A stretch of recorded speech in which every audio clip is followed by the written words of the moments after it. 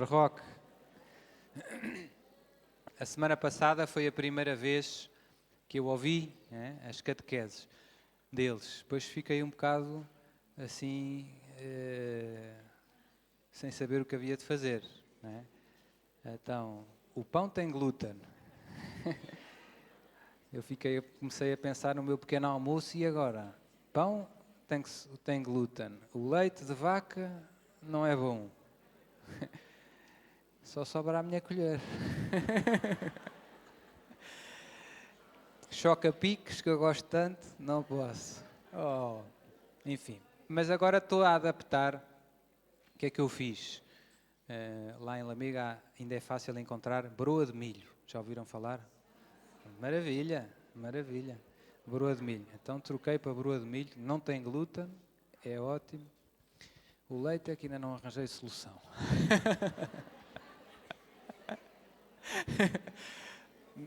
Nesquik, não se...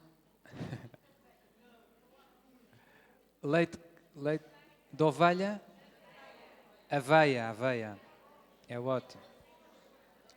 Enfim, tem que ver. Passo a passo. Então, 2 ou 3 coisas que queria partilhar convosco agora antes da missa. A primeira é, tudo isto que eles partilharam connosco é muito útil. Porquê? Porque Deus preocupa-se connosco, é como uma mãe. Preocupa-se com tudo o que tem a ver com os seus filhos. Das coisas mais pequeninas e insignificantes, quando o filho vai para a escola, não se esquece de levar os termos e não sei o quê, e o casaco, e tem que ir bem apertado. A mãe preocupa-se com tudo. E Deus também se preocupa com tudo o que tem a ver com a nossa vida. Não é só com a questão espiritual, não é só a salvação da alma. O corpo também faz parte da nossa vida. E existe uma forte relação entre a saúde espiritual e a saúde física. Nos 2 sentidos.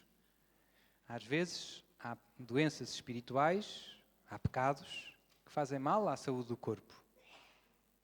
E o Dr. Roque até contou aquela história, aquela paciente que se foi confessar e depois da confissão a depressão já tinha quase que passado. Às vezes há pecados que temos que causam mal-estar ao corpo. E isto está no Evangelho, não sou eu, não é uma invenção nossa. Uma vez, aquela história do paralítico, não é? Perto da piscina, exato, a Betsabé. Eu queria ir quando a água se move, mas nunca chega a tempo. Jesus depois curou. Vai, toma a tua enxerga e não tornes a pecar, para que não te suceda nada de pior. Ou seja, aquela paralisia tinha uma causa espiritual.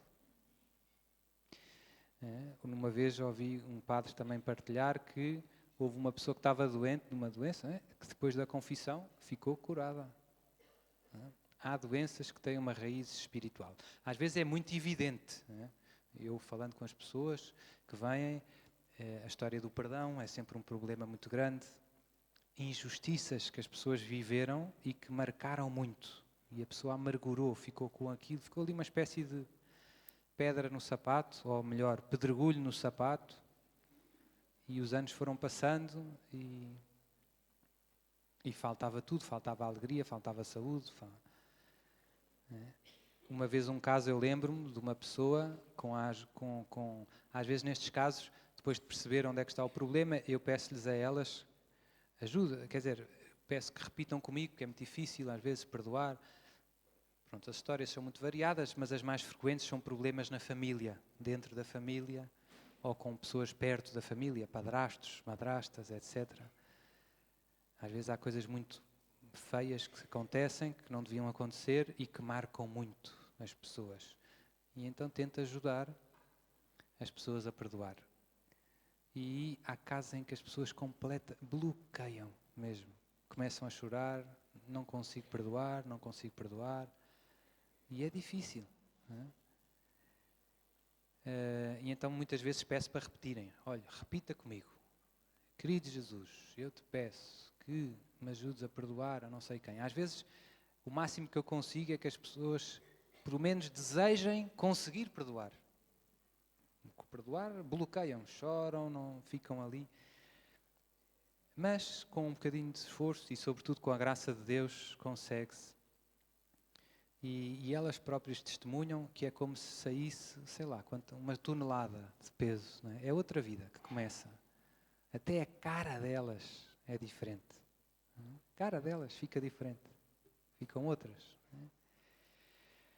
E por isso, entre a saúde espiritual e a saúde física existe uma grande relação. Quando nós nos afastamos de Deus, eu costumo dizer, o pecado faz pessimamente à saúde. Há pecados que é evidente, não é? Se uma pessoa não se controla, por exemplo, a beber, faz mal à saúde. O pecado faz mal a tudo. Faz mal à carteira também, gastamos dinheiro estupidamente, faz mal à família, faz mal ao trabalho, faz mal a tudo. É uma estupidez, mas mesmo assim nós lá caímos. Não é? Mas este foi só um exemplo. Há tantos outros vícios que fazem tão mal à saúde. O pecado é sempre algo de muito irracional. O mundo hoje tenta-nos convencer que o pecado até é uma boa escolha, até é uma escolha possível. É uma má escolha de todos os pontos de vista. De todos os pontos de vista. É sempre uma má escolha. É sempre uma má escolha. Mas o mundo tenta-nos convencer do contrário. Mas o contrário também é verdade no sentido que a saúde do corpo ajuda à saúde da alma. É difícil rezar quando estamos deprimidos, por exemplo, com a depressão. É difícil fazer tudo, não é? Quando se está com uma depressão. Ou desnutridos, ou o que fosse, não é? Mal alimentados. E hoje em dia a vida não nos ajuda, porque a vida é uma correria. E nas cidades, então, as pessoas correm, comem mal, comem no café, qualquer coisa, e depois à hora do almoço também não há muito tempo, come-se um Big Mac, um hambúrguer, e depois à noite estão cansados, já não têm tempo para cozinhar. Então vivemos um bocado nesta história do descartável, é tudo de plástico, é tudo supermercado, tudo o mais rápido que conseguirmos. Um dia ou dois não é o fim do mundo. O problema é quando a gente vive assim muito tempo seguido. 1 ano, 2 anos, 3 anos. Depois começam a vir as consequências. Não é? O corpo começa a dar sinal, não é? Como ouvimos nos vários encontros. O corpo dá sinal. Quando nós não comemos bem, quando nós não descansamos o que é preciso, eu também noto muito que há muitos problemas que surgem hoje por as pessoas não descansarem as 8 horas de sono que faz falta ao corpo. E depois faz mal. O sistema nervoso precisa de recuperar. Onde é que recupera? Quando nós dormimos. Perguntem aos médicos, não é assim. E depois, eu perco a paciência lá em casa. Tens dormido? Não, não tenho tempo. Não é? Como é que é possível ter paciência se não descansamos? É difícil.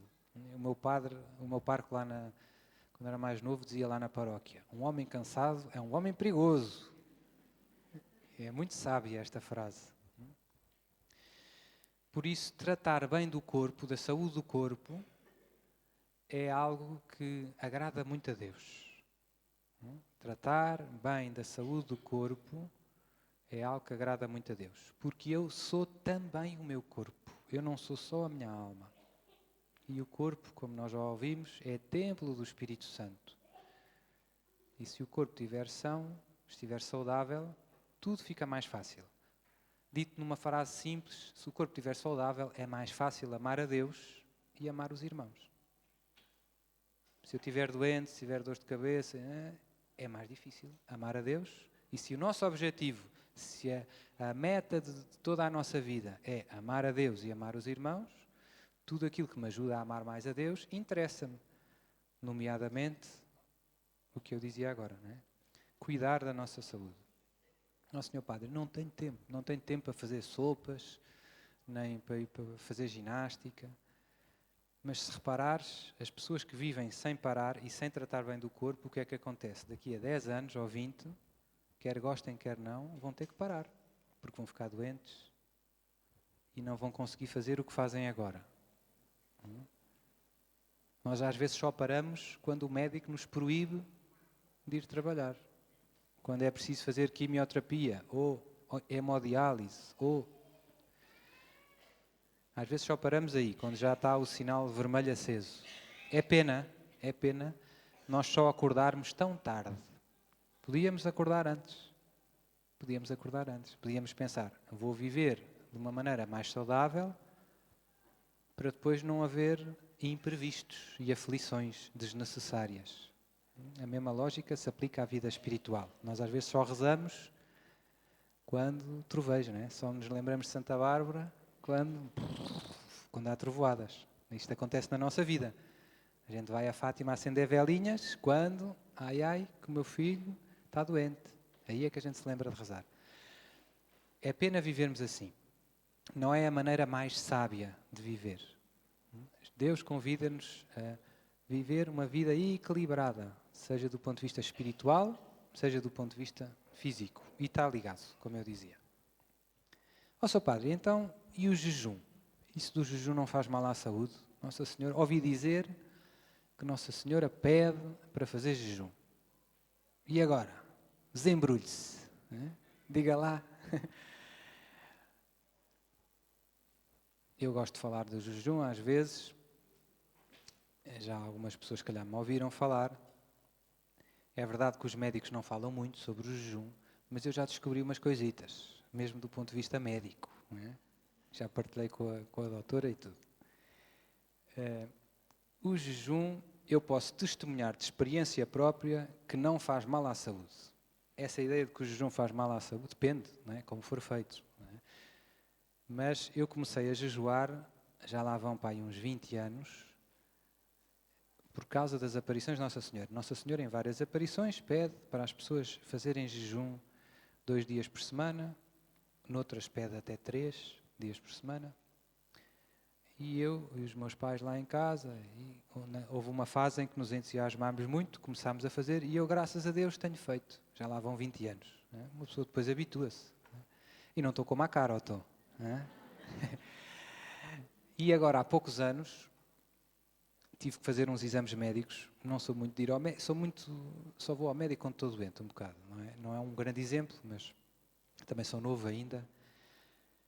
E então, mas há mais ou menos 2008, já lá vão 6 anos, mais ou menos, tive que fazer uns exames médicos assim mais profundos, porque eu quis ir fazer uma corrida de motas. Oh, Sr. Padre, isso é pecado. Depende se a pessoa sabe guiar ou não. Não é? Houve uma vez uma história, é verdade. Os teólogos franceses, para se meterem com os teólogos espanhóis, mandaram uma pergunta. Na altura da Idade Média havia as questões. Havia questões. Será que... não sei que questões teológicas. E então os franceses, para se meterem com os espanhóis, mandaram uma questão a dizer: será que torear, fazer touradas com os touros é pecado ou não? Foi para se meter com os espanhóis. Os espanhóis receberam aquilo em Salamanca, estudaram a questão e responderam: se o toureiro for espanhol, não é pecado.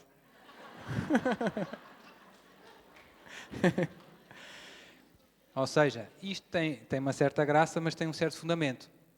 Há pecados que são relativos à pessoa. Seria muito imprudente para uma pessoa que não sabe guiar uma moto, sentar-se numa moto e fazer uma corrida. Mas para um piloto de motas, não. Senhor Padre, quem é que se acha? Não, mas isto para dizer, pronto, fiz lá. E então tive que fazer vários exames médicos. Tenho uma tia minha que é médica também, aqui em Lisboa. E então, exames a tudo e mais alguma coisa, porque como era uma prova de resistência, uma prova muito dura, mais de 8 horas de corrida, imaginem, uma pessoa acaba exausto, é como uma maratona. Então, os organizadores da prova só deixam os pilotos entrarem que tiverem seguro de saúde, não sei o quê, e que estejam atestado médico e que estejam em boas condições de saúde, porque é uma coisa muito exigente fisicamente. Então, há 6 anos tive que fazer um montão de exames. E fiz exames ao sangue, etc, etc. E então, a minha tia, que ia-me passar o atestado, ela não é nada de facilitar. Nunca... ela trata-me como outro doente qualquer. Ser sobrinho não dá vantagem nenhuma. Ela manda-me fazer os mesmos exames e quer mesmo fazer as coisas bem feitas. Mas ela ficou muito intrigada com os resultados das minhas análises ao sangue. Começou a perguntar: o que é que você anda a comer? Quantos anos é que já tem? Etc, etc. Eu tenho 17. Já não. E lá lhe contei o que é que come, o que é que não come. Porquê? Porque os resultados das minhas análises ao sangue estavam com valores muito bons, fora do normal. Não é normal uma pessoa ter um colesterol tão baixo, não sei o quê, valores tão bons. Não é? É muito estranho. Ainda por cima morando em Lamego. É tudo ótimo ali. E então eu lá lhe contei, mas não lhe expliquei a história do jejum. Mas fiquei a pensar, olha, fiquei a pensar com os meus botões, quem pensa que o jejum faz mal à saúde está muito enganado. Eu fiz os exames e ela diz que então, ficou tão curiosa que começou a fazer perguntas do que é que eu andava a comer. Depois descobri também, com a ajuda aqui de uns amigos meus de Lisboa, que estão em medicina, que, concretamente, em relação ao diabetes, o jejum ajuda a prevenir o diabetes. Porquê? Eu não sou médico, nem me quero meter nestas coisas, mas explico só o que eles me explicaram. Houve alguns estudiosos que perceberam que o nosso corpo, a insulina, nós produzimos insulina para as células poderem absorver o açúcar, certo? Se tivermos sempre a ingerir alimentos com açúcar, o que é que acontece? O corpo está sempre a produzir insulina. E temos sempre insulina ao pé das células. E se as células estiverem sempre com insulina à volta, habituam-se e tornam-se cada vez mais insensíveis à insulina. Já não reagem. Há sempre insulina, há sempre açúcar a circular no sangue. Então, estes estudiosos aconselhavam neste estudo, de vez em quando é bom jejuar. E o resultado do estudo, eu não sei se eles são católicos, era que era bom jejuar 2 vezes por semana. Pronto, achei curioso. Mas isto para mostrar como aquilo que o céu diz, às vezes nós achamos, isto é um dos pedidos de Nossa Senhora que nós menos fazemos. A Nossa Senhora pede para rezarmos o terço, o rosário, para nos confessarmos, para ler a Bíblia, para adorar o Santíssimo. Até aí tudo bem. Para jejuar, só padre, não me venha com essa história. Não estamos para aí virados. E aqui é que eu queria chegar. Porquê é que será que a nossa reação é esta? Porquê é que será esta grande aversão ao jejum? Se o jejum é uma coisa boa, se Jesus jejuou, Jesus falou do jejum. Primeiro deu ele exemplo. Jejuou 40 dias no deserto e depois foi tentado e venceu as tentações. Já nos está a ensinar uma coisa, que para vencer as tentações é preciso jejuar. Uma vez os discípulos tentaram libertar uma pessoa com os exorcismos e não conseguiram. Foram ter com Jesus. Jesus libertou. E depois perguntaram: Mestre, porquê é que nós não fomos capazes? E Jesus respondeu: esta raça de demónios só sai com oração e... E um dia vieram ter com Jesus e perguntaram: porquê é que tu e os teus discípulos não jejuam e os discípulos de João Batista jejuam? E Jesus disse: podem os amigos do esposo jejuar enquanto o esposo está com eles? Não. Mas dias virão em que jejuarão. É agora. Não. Portanto, Jesus falou, e no discurso da montanha também, quando deres a esmola, não sei, quando jejuares, não faças cara para mostrares aos homens que jejuam. Portanto, Jesus fala do jejum várias vezes, faz catequese sobre o jejum. E parte do princípio que os seus discípulos vão jejuar. Uma das coisas que os cristãos do Oriente ortodoxos têm contra nós, mais ocidentais, mais romanos, é que nós abandonamos o jejum. Eles aí têm razão. Eles dizem: vocês abandonaram o jejum. Não fazem mais. Eles mantiveram esta tradição. Os primeiros cristãos, isto é uma curiosidade, mas é interessante, os primeiros cristãos jejuavam 2 dias por semana, à quarta-feira e à sexta-feira. Como é que sabe, Sr. Padre? Temos um escrito dos primeiros séculos, ainda da idade dos apóstolos, está disponível na internet, quem quiser pode encontrar, que se chama A Doutrina dos 12 Apóstolos, ou Didaquê. É um escrito muito importante, muito antigo, cerca do ano 95 depois de Cristo. Conta como é que viviam os primeiros cristãos, como é que rezavam, etc., várias coisas. E fala lá de que jejuavam à quarta e à sexta. Os judeus jejuavam à terça e à quinta. E eles, para se demarcarem, depois a sexta-feira, para os cristãos, tinha sempre teve, e ainda hoje tem, uma ligação com a sexta-feira santa. Portanto, é um dia de mais penitência. É uma mini quaresma da semana. É uma mini quaresma. A sexta-feira é como se fosse mini quaresma. E ainda hoje, se repararem, só há 2 dias do ano que é obrigatório jejuar. É quarta-feira de cinzas e sexta-feira santa. Quarta e sexta. Que engraçado. Ainda ficou esta ligação. E durante as sextas-feiras do ano, é uma coisa que às vezes as pessoas não sabem muito bem, é obrigatório a chamada abstinência. Abstinência de carne, em teoria. Sr. Padre, mas mesmo na Páscoa? Sim, mesmo na Páscoa. O que diz o Código de Direito Canónico é todas as sextas-feiras do ano em que não caia em nenhuma solenidade, ou seja, se o dia de Natal, 25 de dezembro, for uma sexta-feira, nesse dia não é dia de abstinência, pode-se comer carne. Venha ao Peru, não é? Ou venha ao que for. Não é? O bacalhau não dá porque é peixe, não é? Tinha que ser assim uma coisa. Então, se numa sexta-feira do ano há alguma festa, todos os santos, dia 1 de novembro, calha numa sexta-feira, nesse dia não é dia de abstinência. Mas se não for, em todas as sextas-feiras do ano é dia de abstinência. E nós estamos obrigados a cumprir esse preceito. É uma dos mandamentos da Igreja. E se eu não fizer, olha, desobedeço, devia-me confessar, devia. Não vivi a abstinência nas sextas-feiras. Mas eu gosto imenso de peixe. Por isso, a Igreja ensina que a abstinência das sextas-feiras de carne pode-se mudar por outra obra de penitência. Porquê?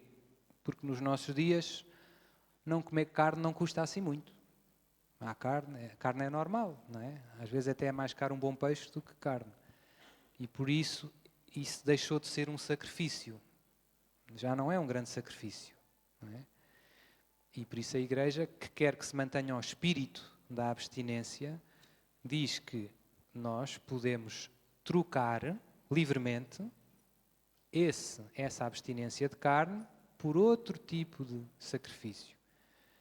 Vou-me abster de, não sei, ver televisão à sexta-feira. Esse é bem melhor que não comer carne. Não é? Esse era ótimo. Não é? Vou-me abster de ver os morangos com açúcar. Isso é que era. Isso não é só à sexta, é todos os dias. Isso é veneno. Isso não é carne, é veneno. Então, pode-se mudar. Ou por outro alimento, ou por outra obra. Não é? Outra obra. Vou rezar mais, vou fazer a via sacra. Em vez de abster de carne, vou fazer a via sacra.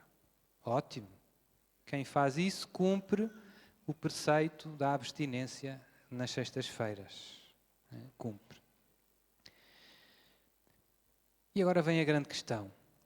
Sr. Padre, mas o que é que me dá o jejum? O que é que eu ganho com isso? Como dizem os ingleses, what's the point? Para que é que serve? Na tradição bíblica, no Antigo Testamento, no Novo Testamento, é uma obra de penitência. A palavra penitência literalmente significa conversão. Às vezes nós achamos que penitência é sofrer, doer. Penitência é mudar de vida, mudar de maneira de pensar e de maneira de viver, de maneira de decidir, mudar de rumo. Nós estamos, imaginem um barco, vai na direção de Cacilhas e vira para a Almada. Houve ali uma penitência, houve ali uma conversão, houve ali uma mudança de rumo. As obras de penitência ajudam-nos a mudar de rumo na nossa vida. As obras de penitência são uma espécie de ginástica espiritual. Ajudam-me a mudar de maneira de viver, de pensar, de amar. E o que é que o jejum tem a ver com isso? Tudo. Já vou explicar. Como é que eu mudo graças ao jejum? Nós temos várias, digamos assim, várias inclinações naturais, vários instintos. Uma delas, uma das mais fortes no nosso coração, é o instinto de conservar a vida. Nós temos fome, sede, né? E queremos defender-nos, queremos abrigo, etc. É natural, não é? E este instinto é forte. É forte porque imaginem que se nós não tínhamos fome, morríamos. Era muito fácil ficar doente. Se nós não tivéssemos fome nem sede, era muito fácil, a gente esquecia-se com as coisas que temos para fazer, Facebook, Twitter, WhatsApp, esquecíamos de beber água. Não é? Isto é para os mais novos, mas pronto.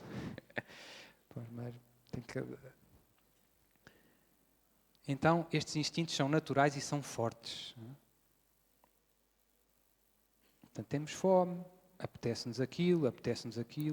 E é muito engraçado. Muitas vezes apetece-nos uma coisa que nos está a fazer falta. Apetece-me um doce, porque o cérebro, estou a dizer bem ou não, está a mandar umas ordens a dizer, faz falta açúcar. E agora apetecia-me mesmo um doce.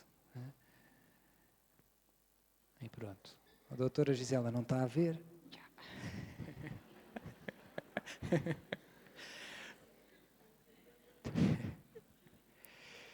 Portanto, o corpo está feito para isso, pede alimento. O corpo pede alimento, naturalmente, e bebida, etc. Mas é muito importante que o Senhor do nosso corpo sejamos nós. Porquê? Porque o corpo pede uma coisa, mas eu preciso de pensar um pouquinho e perceber. Mas agora, eu preciso disto, preciso de comer mais esta quarta tigela de mousse, ou não? Ou chegam 3? Eu gosto de mousse, por acaso. Portanto, o exemplo não foi por acaso. Minha mãe faz uma mousse muito boa, com muitas claras. Então, não é muito forte, dá para comer muito. Muito boa. Não tem glúten. E tem ovos. Ovos cheios de proteínas que nos fazem bem. Nós somos um animal racional. Deus deu-nos a cabeça para nós a usarmos. Não é?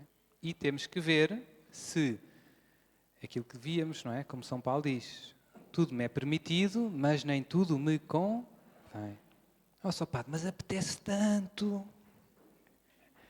Pois, mas às vezes não é bom. Às vezes apetece muito, mas não me convém. É que apetece imenso, Senhor Padre. Pois, mas não me convém. Então, muitas vezes em nós experimentamos esta luta. Estou a dizer alguma coisa que não é verdade? É uma luta. Eu não devo comer isto, o médico já me disse 3 vezes. Mas apetece tanto. Pronto, hoje é Natal, vá lá, ninguém vê. E muitas vezes o nosso corpo acaba por vencer. Nós deixamos-nos conduzir pelo que nos apetece e não tanto por o que nos convém. E depois lá aumentam os diabretes, né? Colesterol, etc. Né? Uns quilinhos a mais. Tenho um padre amigo meu que é o padre mais bem disposto que eu conheço, de Portugal e do mundo. Né? Ele é assim bastante forte, né? Mas ele é bem disposto. Né? Às vezes, quando eu estou assim mais desanimado, ele manda-me uma mensagem a dizer: olha, é só para saberes que tens um padre de peso a rezar por ti.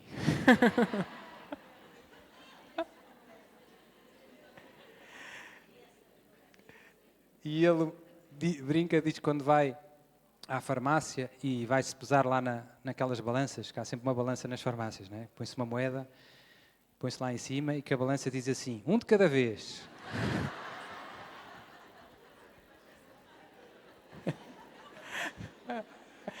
Ele não sei se jejua assim muito.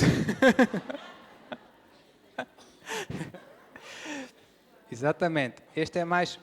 O jejum tem tantas coisas, peso mais normal, sai muito barato jejuar. Não sei se já deram por isso. É baratíssimo. Não dá muito trabalho, sobra mais tempo para rezar, etc, etc. Pronto, mas voltando atrás, experimentamos tantas vezes em nós esta tensão entre o que me apetece e o que me convém verdadeiramente. O médico disse para eu comer isto, para beber isto, para fazer aquilo, mas eu apetece-me uma Coca-Colazinha, umas batatas fritas, não é? E por aí afora. E pronto, então existe esta luta. E quando nós não... E quando o corpo vence, não é? Quando eu me deixo arrastar pelo que apetece, acontece uma coisa à nossa alma. A nossa alma, no fundo, fica escrava, fica escravizada pelos nossos apetites. O corpo é que manda em nós. Não temos domínio sobre nós próprios. Caímos nos vícios, neste concretamente na gula. Não é? Os vícios escravizam-nos. E é uma experiência de perda de liberdade e de capacidade de amar. O corpo manda em mim. E isto é uma tentação que todos temos, a não ser que estejamos muito doentes. É raro alguém não gostar de alguma coisa. Não é? É impossível, só se estiver doente. E por isso todos temos que lutar e fazer este esforço para dizer ao corpo, calma aí, quem manda aqui sou eu. Não é? Querias isso? Pronto, agora não. Daqui a bocado. E este exercício é muito importante. Na nossa sociedade, nada ajuda a isto. Nós vivemos num mundo em que toda a gente faz o que lhe apetece, desde criança. E então, em geral, eu noto que as pessoas têm pouco autodomínio. Neste caso, do ponto de vista cristão, chama-se a temperança, a virtude da temperança. A virtude da temperança é a virtude que nos ajuda a escolher sempre aquilo que me mais convém. O que é uma pessoa temperante? É a pessoa que consegue, em cada circunstância, escolher aquilo que verdadeiramente lhe convém. E o que é uma pessoa gulosa? É uma pessoa que se deixa guiar pelo que o corpo pede. Pede isto, dá aquilo. O corpo é que decide. Então existe esta luta. E de onde é que vem esta luta? Da história do pecado original. Antes do pecado original, o corpo pedia exatamente o que me convinha. Era lindo. Ó seu padre, isso é lindo. Nos novos céus e na nova terra. Vai-nos apetecer a água que nos convém, vai-nos apetecer tudo o que nos convém. Não havia desordem. A desordem, a tensão, é uma consequência do pecado. E agora a tendência natural é o corpo pede mais do que o que é preciso. E isso implica que é preciso dizer ao corpo que não. E o jejum? O jejum entra exatamente nesta batalha que todos temos que fazer. O jejum é uma ginástica, como eu já disse, que nos ajuda a dizer ao corpo que quem manda aqui sou eu. Agora vou fazer o que eu quero e não o que tu queres, corpo. E, portanto, um dos frutos, o fruto mais imediato do jejum é um crescer neste domínio de si mesmo. Domínio de si mesmo. Portanto, na virtude da temperança ou da sobriedade. No Novo Testamento, normalmente, está escrito sobriedade. São Pedro, sede sóbrios. Né? Vigiai. Além disto, na tradição bíblica, se repararem, o jejum muitas vezes é posto ao lado da oração. Oração. Esta raça de demónios só sai com oração e jejum. Antes de não sei o quê, ele orou e jejuou a Deus. No Antigo Testamento temos várias passagens também. O jejum e a oração combinam bem. É como o chocolate com as avelãs. Combinam bem. Porquê? Tem uma razão mais espiritual. A razão, o valor humano do jejum, isto vale para qualquer homem que tenha razão, é um exercício de autodomínio sobre os nossos instintos. E interessa a toda a gente. Porque controlar-nos mais é melhor para viver melhor. Não é? Ó, seu padre, se eu me controlasse, eu às vezes não me controlo lá em casa. A minha mulher começa a dizer umas coisas e eu... Ui, o jejum vai ajudar. O jejum. Porque quem se controla a comer também se controla a falar. Não é? Etc, etc. Portanto, nós precisamos do domínio para tudo na vida. Não é? Para tudo na vida. Temos que nos controlar. Não podemos deixar o corpo mandar em nós. Mas espiritualmente, como eu dizia, existe uma grande relação. O jejum e a oração casam muito bem. Casam muito bem. Por que será? Porque a oração é uma atividade mais espiritual, em que nós falamos com Deus, entramos em diálogo com Deus. Rezar é falar com Deus. E é uma atividade que requer, como é que eu ia dizer, que é mais fácil em determinadas circunstâncias. Imaginem que eu vou rezar o terço ali para o meio da Avenida da Liberdade, com caminhões a apitar. Não há muitos caminhões, mas carros e há muito barulho, há muitas distrações. É difícil. O ambiente não ajuda. O ambiente não ajuda. É possível, mas não é fácil.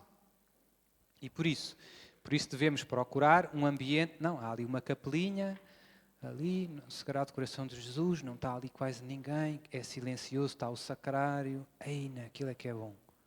Fica ali, que bom, um silêncio. Então as circunstâncias ajudam à oração. O jejum faz isso nas circunstâncias que nós quisermos mais fisiológicas. Se nós tivermos, imaginem, não é, comer um belo almoço. Seu padre, venha lá à minha casa. Pronto, eu vou. Cozida à portuguesa. Pimba. É? Pronto, e agora? Agora, olha, podíamos era rezar o terço. Seu padre. É difícil. É difícil. Não é? Eu não sei se vocês... Eu estudava, fui muitos anos estudante, muitos mesmo. Fui 24 anos estudante, seguidos. Não é? Ainda, por isso é que estou careca já. E então experimentei muitas vezes que depois do almoço, depois do almoço há ali umas 2 horas, não sei como é que... Há ali 1 hora, é que eu de vez em quando acordava em cima dos livros. Já todo babado. Havia uns colegas meus lá no seminário que brincavam e diziam, olha, eu vou estudar Direito.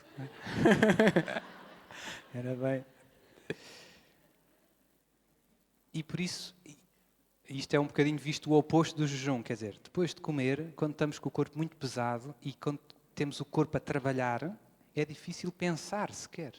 Até fisiologicamente, o sangue vai para o estômago, não é? Não há tanto sangue no cérebro e, portanto, não são as circunstâncias favoráveis. Não são as circunstâncias favoráveis. Por isso o jejum casa muito bem com a oração. É bom comer pouco, jejuar quando se vai rezar. Ajuda. A nossa cultura, como eu dizia, na nossa cultura contemporânea, nós comemos muito desregradamente. Este é um último motivo, tem a ver mais com o nosso tempo. Eu não sei, também não me quero meter muito nisto, que não sou médico, mas nós comemos, há países em que se come o dobro das calorias indicadas. Uma pessoa que devia comer 2.000 calorias come, na Europa, nos Estados Unidos, 4.000 por dia. Come o dobro. Significa que o corpo tem que fazer um esforço enorme para eliminar o que não é preciso. Eu até fico surpreendido de nós engordarmos tão pouco. Estou a dizer bem? Devíamos engordar o dobro. Mas não, engordamos só mais um bocadinho. Depois, ao fim de uns anos, é que a coisa já está mais complicada. E por isso há todo um esforço, como eu disse, isto é cultural, porque nós crescemos desde criança a fazer o que nos apetece. Apetece-me um chocolate, eu como, apetece-me um gelado, eu como, um chupa-chupa, eu como. quer, os pais dão tudo aos filhos, ou não estão por lá, os filhos... E nós crescemos e depois tornamos umas crianças mimadas. E depois é um trabalhão para educar uma criança mimada com 15 anos, ou não é? E com 20, e com 30, igual, não é? Então o problema vem de trás. Não é por acaso que Nossa Senhora, em todas as aparições, insiste no jejum. Fala do jejum como um caminho de libertação. Libertação, como eu dizia, dos vícios, da gula, dos maus instintos. De ganhar um domínio sobre nós próprios. Sermos nós os senhores da nossa vida. Quem manda, eu faço o que me convém, não o que o corpo pede. O jejum é só um exemplo. Senhor Padre, mas eu não posso, eu tenho mesmo que comer qualquer coisa. Mas há maneiras muito criativas de jejuar. Porque às vezes pensamos que jejuar é não comer nada e estar quase já a precisar de soro. Não, calma, não é? Se o objetivo é dizer ao meu corpo que quem manda aqui sou eu, isso é o mais... É o ponto. Então eu posso fazer isso de maneiras muito criativas e de maneiras até saudáveis. Eu vou dar alguns exemplos que são só algumas sugestões. Pois cada um é que vê no seu caso. Pronto, imaginemos. Então, amanhã, hoje é domingo, quarta-feira vou jejuar. E agora? De manhã o que é que eu faço? Pequeno almoço. Vou comer umas frutas ou vou ver umas dias. Imaginem, por exemplo, eu não gosto de banana. Eu por acaso gosto, não é? Mas não gosto de banana. Mas a banana tem imensa coisa. Calorias e potássio. E é melhor comer uma banana do que não comer nada. Eu não gosto de banana. Apetecia-me imenso uma tigela de choca-piques. Estou a olhar para ela, mas vou dizer, não, hoje vou comer uma banana.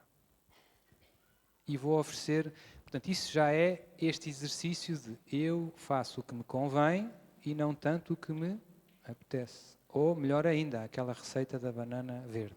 Né? Fazer a receita da banana verde, e aquilo não me apetece nada. Mas é para o meu corpo aprender que quem manda aqui sou eu. Então é um 2 em 1. Além de reforçar, fazer este exercício da vontade sobre os nossos instintos, além de fazer essa ginástica, é um 2 em 1, porque também estou a ingerir nutrientes que me fazem falta para ficar saudável. Ei, Sr. Padre, isso agora foi muito bom. Ainda tem um terceiro motivo. Pode ser um 3 em 1. É. Pode ser um 3 em 1. Vou oferecer este desagrado, isto não apetece nada, pela conversão do Sr. Padre. Esse é um terceiro motivo. Ainda tem um valor espiritual.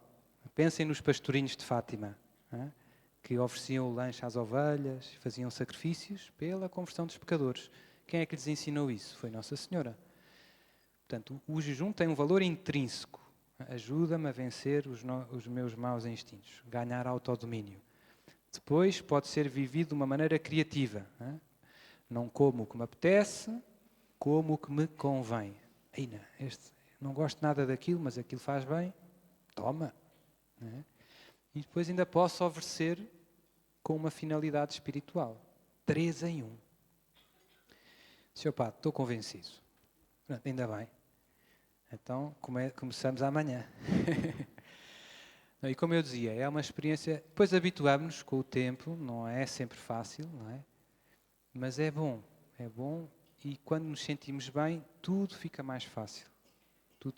E como eu dizia, e o domínio que ganhamos sobre nós próprios, com o jejum, aplica-se a tanta coisa na nossa vida. À questão da paciência. Porquê é que nos falta a paciência? Porque nos falta autodomínio. Se jejuares, vais conseguir controlar-te melhor. Como eu dizia, está tudo interligado. Como é que estamos? Estamos bem? Então, queria dizer mais uma coisa, agora mudando um pouco de tema. Hoje é um dia especial. Já sabemos, é a festa de Cristo Rei.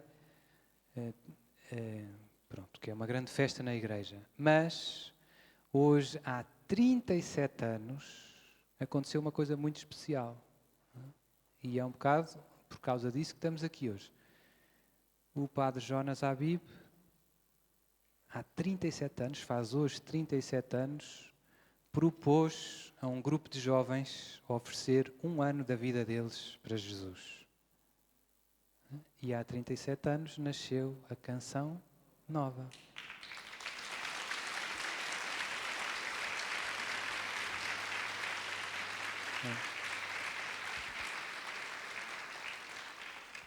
E portanto daqui a bocado já cantamos os parabéns. Eu gosto de cantar os parabéns, que ajuda a eles, a toda a família Canção Nova. Mas queria também meditar um bocadinho. Já pensaram, quando nós damos um sim a Jesus, o que Jesus faz com isso? Aqueles jovens, a Fátima que está por aqui, eu acho que ela estava no primeiro encontro. Estava, mas entrou a seguir. Não entrou no primeiro ano, não entrou com a Luzia, mas entrou a seguir. Ela está aí.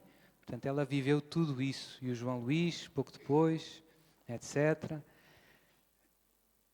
Como o nosso sim a Deus, com a nossa migalhinha, a gente às vezes pensa, mas a minha vida não é nada. Mas com a nossa migalhinha, Deus pode fazer coisas tão grandes. Tão grandes. Estes 37 anos, foram 37 anos de muitas almas que encontraram Jesus graças ao sim deles. Mas muitas é milhões. É muita gente. E isto é verdade também nas nossas vidas. Jesus precisa de cada um de nós e tem um plano bem concreto para cada um de nós. Ninguém está cá a mais. Às vezes há pessoas que têm a sensação de que seu padre, eu não sei o que é que ando cá a fazer. Deus sabe. Deus sabe. E os ambientes em que vivemos e em que trabalhamos, Jesus precisa de mim lá. Às vezes temos a tentação, seu padre, dá-me vontade de largar tudo. Largar a casa, o marido, o trabalho e ir para um convento. Jesus precisa de ti em casa, com a tua família, lá no teu trabalho. Mas não é fácil, não. Ninguém disse que era fácil. É bem difícil, é. Mas Jesus, tu és o soldado de Jesus, és o apóstolo que Jesus precisa na tua família, com os teus colegas de trabalho. Ontem já falámos um bocadinho disto, na homilia, não é? Temos que ser testemunhas, não é fácil. Mas anima-nos muito ver o que Jesus faz quando nós lhe damos um sim. O nosso sim a Deus, se nós formos fiéis, Deus pode fazer coisas muito grandes. Muito grandes. É muito importante, e isto aqui vale para todos, mas hoje de uma maneira especial para os nossos irmãos da Canção Nova, de consagrados, que para poder ser um instrumento de Jesus, para que Jesus nos possa usar, através de nós tocar muitas almas, há uma condição decisiva, que é que eu queria insistir com força, que é a nossa verdadeira união com Ele. Só vai correr bem, não basta dar um sim, depois é preciso viver com Jesus todos os dias. Jesus só vai poder trabalhar através de mim se eu estiver bem unido a Ele. E não é uma questão de fazer muitas coisas para Jesus, andar a correr de um lado para o outro, a distribuir panfletos e a fazer... Para isso correr bem, para esses panfletos mudarem vidas, eu tenho que viver, eu tenho que estar transbordante de Jesus. E como é que isso se faz? Sobretudo através da vida da oração e dos sacramentos. Há alguns conselhos que eu dou, hoje é mais para as almas consagradas, mas vale para todos nós.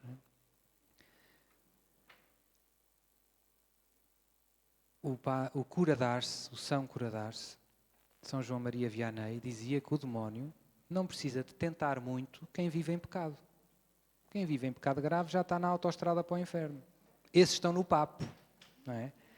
Quem é que o demónio vai tentar atacar? As almas que querem servir a Deus.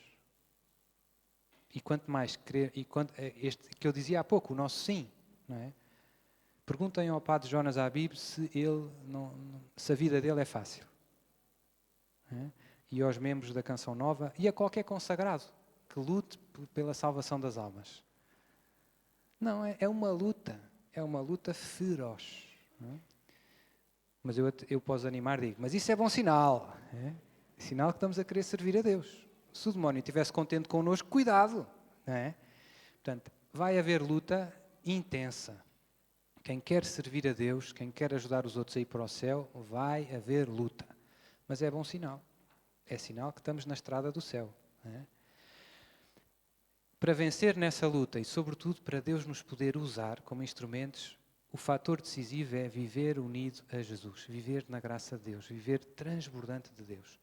Essa graça recebemos nos sacramentos, sobretudo na Eucaristia, na comunhão, na confissão, na oração, na palavra. Vou dar alguns conceitos que eu gosto de dar muito. Isto é muito mais para os consagrados, para os padres, para as freiras, mas vale para todos. Mas é muito, vocês vão ficar um bocado assustados. Mas eu acho que para um consagrado é o mínimo para se aguentar em pé. Confissão todas as semanas.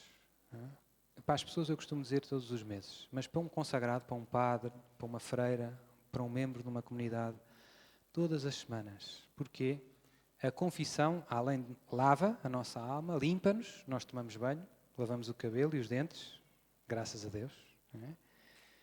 A alma precisa de cuidado. Além disso, a confissão ajuda-nos a estarmos continuamente a arrepender-nos dos nossos pecados. E isso ajuda a manter o nosso zelo bem aceso, o zelo pela salvação das almas. O mais triste que pode acontecer a um padre, a um missionário, a uma irmã consagrada, é perder o zelo pela salvação das almas. Tanto se lhe dá como se lhe deu. Que as pessoas se confessem, que vão para o céu, que não vão. Não quero saber, não estou nem aí. Se isso acontece num consagrado, é o maior desastre.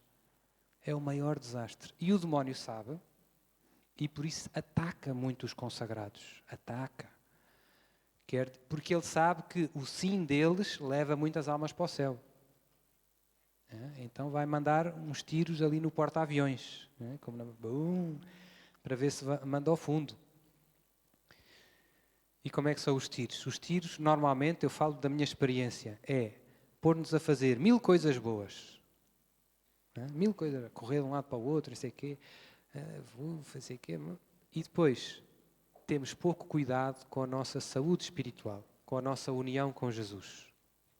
Com bons motivos, hoje não deu para confessar, porque fui fazer um retiro não sei aonde. Estou a falar contra mim, Hoje não rezei todos os terços, porque já não deu, porque fui ajudar uma senhora que precisava de atravessar a estrada. Hoje fui... O demónio arranja 1001 tentações, bem bonitinhas, para alguém que gosta de Deus, não é? E nós cansamos-nos a fazer, e fazemos muita coisa que Deus não quer que nós façamos. Coisas boas. Não é? Estou a dizer retiros e telefonar e ajudar e atender pessoas.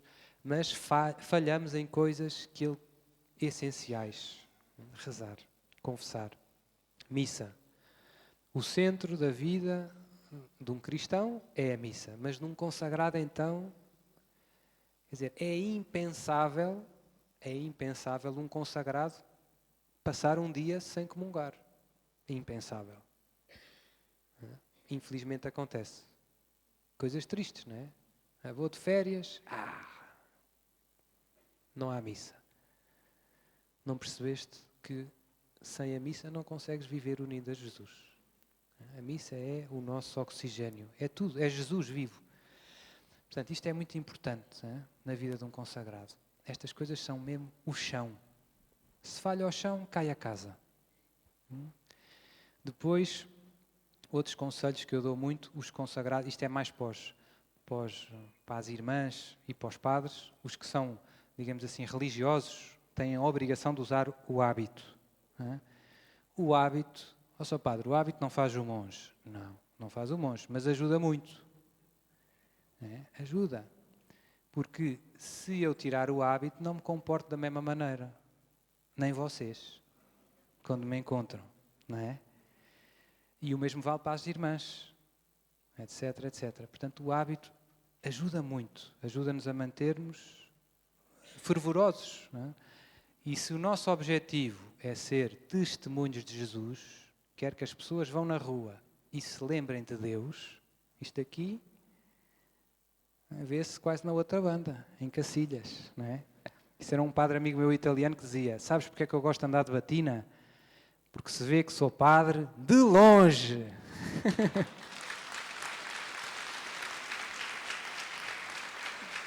E eu tenho muitas histórias bonitas por causa do hábito. Está sempre a acontecer. Às vezes estou no meio do aeroporto, no outro dia vem um homem a correr lá do fundo. Padre, padre, padre. Uma vergonha, tudo a olhar. Tudo a olhar e depois o senhor vinha a falar espanhol. Padre, usted habla espanhol? Posso-me confessar? Pode. Ei, o homem ficou radiante. Não é? Pronto. No outro dia saí do autocarro, do avião, ia buscar as malas, uma senhora a falar comigo, e tal, em inglês. Percebeu que eu falava inglês. Eu até lhe pedia para me confessar. Pronto, confessou-se logo. Enquanto esperava pelas malas, confessou-se. Passado um bocado foi buscar o marido. Pronto. Então, não é? Acaba por ajudar muito, suscita ocasiões. Pronto. Portanto, depois o terço, no caso dos consagrados, eu peço o rosário. Seu padre, o que me mantém de pé, eu falo muito, dou muito este testemunho, rezar o rosário é a minha salvação. Não é? Rezo os 4 terços todos os dias, há muitos anos, e é a minha salvação. Basicamente, o segredo. Porque é que o senhor anda aí com boa cara? Rezo muito, rezo os terços. Não é? E, portanto, dou o que experimento. Não é? É o que me salva. Não é? E a missa, e a confissão, tudo isto, mas eu vejo mesmo que o rosário é forte, forte, forte. Depois, outra muito importante, e aqui eu acho que esta vale muito para todos, valem todas para todos, mas e aqui termino, depois há muita coisa, há a Bíblia, há a missa, etc. Mas eu queria insistir muito nesta questão da oração pessoal, da oração individual. Há muitos nomes que lhe chamamos, a meditação da palavra, cada um chama-lhe o nome que quiser. A ideia é, todos temos que ter todos os dias um tu a tu com Jesus. Um tu a tu com Jesus. E esse tu a tu, nesse tu a tu é preciso ser mesmo um tu a tu, ou seja, estarmos nós e Jesus, de preferência com o Santíssimo, numa capela, às vezes não dá, pode ser no quarto, mas é muito importante haver este tu a tu e este tu a tu ser com calma. Não podem ser 5 minutos a correr, não podem ser 10 minutos a correr. Aos consagrados eu digo 1 hora, pelo menos. 1 hora. 1 hora passa a voar. E neste tu a tu tem que haver silêncio também, para ouvir Deus. Há coisas que Jesus só nos mostra nesses momentos. Há coisas muito importantes sobre nós e sobre o que Ele quer, que Jesus só nos mostra nesses momentos. Então esses momentos são decisivos para uma alma consagrada. E eu vejo que o demónio faz de tudo para nos roubar esses momentos. Tudo. Ele sabe que se nós... Eu até vou à missa, eu até rezo o terço com os irmãos, mas se não há aquele tu a tu de intimidade com Jesus, a nossa relação esfria, começa a arrefecer, eu deixo de ouvir a voz de Deus e depois parece uma galinha tonta. Corro, com boas intenções, mas já pouca coisa acontece, porque já não sou um instrumento nas mãos de Deus. E Jesus disse tudo isto. Eu vou resumir todo este ensinamento no Evangelho de São João. Jesus diz: eu sou a videira, vós sois os ramos. Sem mim, nada podeis fazer.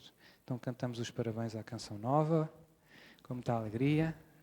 Eu não posso entoar porque eu sou